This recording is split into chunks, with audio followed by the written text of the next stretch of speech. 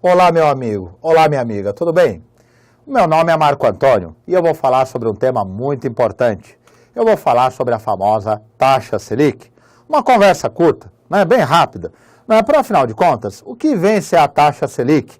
Tão famosa pela mídia, aparece o tempo todo, principalmente em épocas inflacionárias. Meu querido, minha querida, o nome taxa Selic. Quando fala taxa, chama-se taxa de juros. É uma variação. A palavra taxa é a variação nos juros. Selic. A palavra Selic deriva de Sistema Especial de Liquidação e Custódia. O que é o Sistema Especial de Liquidação e Custódia, Marco Antônio?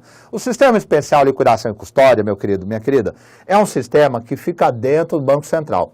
Custodiar significa guardar. Sistema Especial de Liquidação e Custódia quer dizer que ele faz a guarda. Ele faz a guarda dos chamados títulos do Tesouro Nacional, também conhecido como títulos da dívida pública da União, também conhecido como títulos da dívida pública federal. Enfim, representam a dívida que o governo tem com o resto do mundo.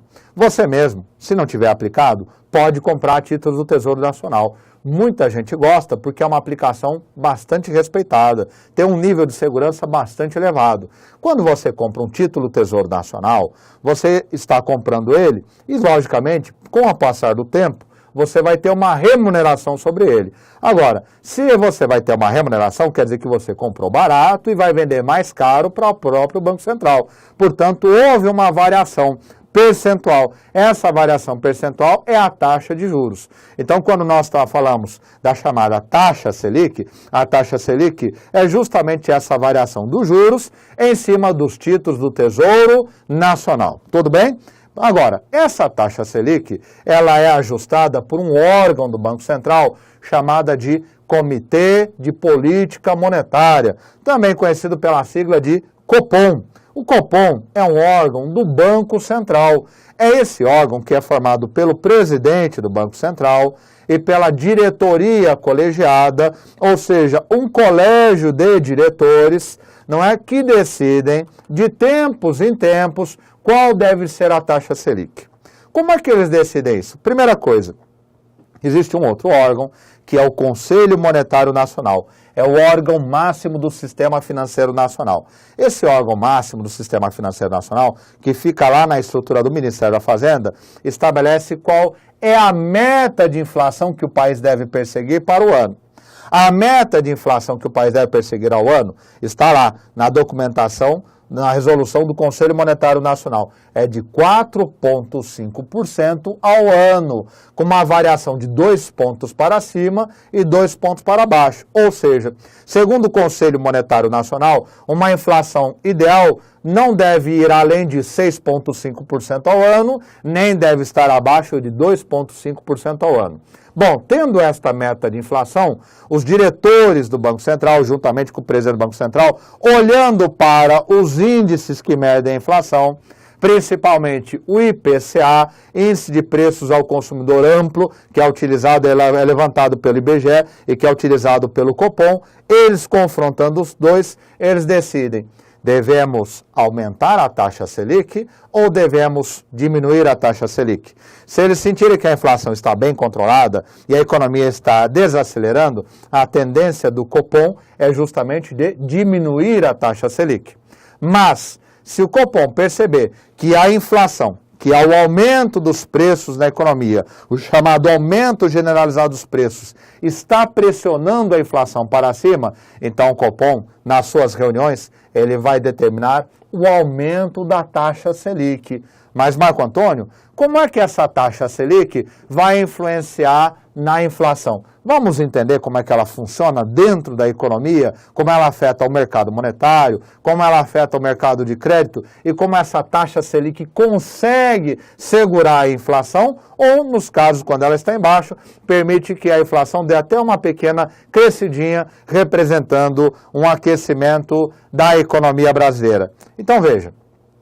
Quando nós temos um período de desaceleração econômica, isso significa que as pessoas estão consumindo menos.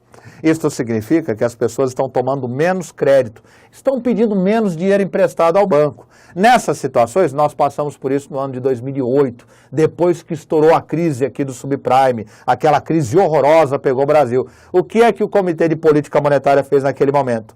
Ele reduziu a taxa Selic. Porque uma taxa Selic em queda, né, vai gerar o quê? Vai gerar uma expansão da quantidade de moeda na economia. Aqueles, não é, investidores que têm títulos do Tesouro Nacional, quando percebem que a remuneração desses títulos é muito baixa, afinal de contas a taxa Selic está caindo, vão receber muito pouco, preferem vender os seus títulos do Tesouro e gastar comprando automóvel, passeando, consumindo. Então, diminuindo a taxa Selic, isso vai aumentar a base da monetária na economia, vai aumentar a quantidade de moeda e vai gerar um aumento do consumo. Logicamente que diminuindo a taxa Selic, as taxas do sistema financeiro nacional, as taxas de juros em cima das operações de crédito se tornam mais baratas. Então o consumidor, percebendo que as taxas de juros estão mais baratas, é o momento que ele aproveita para financiar um imóvel, é o momento que ele aproveita para financiar um automóvel, uma viagem. Então, desta forma, a queda na taxa Selic vai contribuir para um aumento do consumo e um aquecimento da economia. Mas, quando nós temos a situação inversa, que é o que nós estamos tendo hoje, nós estamos assistindo isso nos últimos 4 anos, que a economia começa a aquecer, o consumo começa a aumentar, os consumidores começam a pegar crédito à vontade, começam a consumir, logicamente, os comerciantes, os agentes da cadeia produtiva, percebendo, tenderão a aumentar o preço dos seus produtos, aumentar o preço das suas mercadorias, e isso vai gerar uma inflação generalizada. Essa inflação, quando ela atravessa o centro da meta de inflação, que é de 4,5% ao ano, e começa a subir, isso deixa o Comitê de Política Monetária preocupado. E aí, a partir deste momento, a tendência, olhando o que ele fez no passado, né, nós estamos olhando para o que ele fez no passado, a tendência do Comitê de Política Monetária é o quê? É aumentar a taxa Selic. Porque aumentando a taxa Selic, ele vai tornar aqueles títulos do Tesouro Nacional muito mais atraentes. É o momento que aquela pessoa ou aquela empresa, né, aquele gestor que tem um espírito de investidor, gosta de aplicar para o futuro, ele fala, está ficando muito interessante aplicar em títulos do Tesouro Nacional. E ele começa a comprar títulos do Tesouro Nacional que dá uma remuneração muito interessante. E aí o efeito é o seguinte, vamos ver o efeito? Olha lá, aumentou a taxa Selic, ela entrou em ascensão. As pessoas estão pegando o dinheiro que está na economia, estão comprando títulos do Tesouro, estão aumentando a compra de títulos do Tesouro.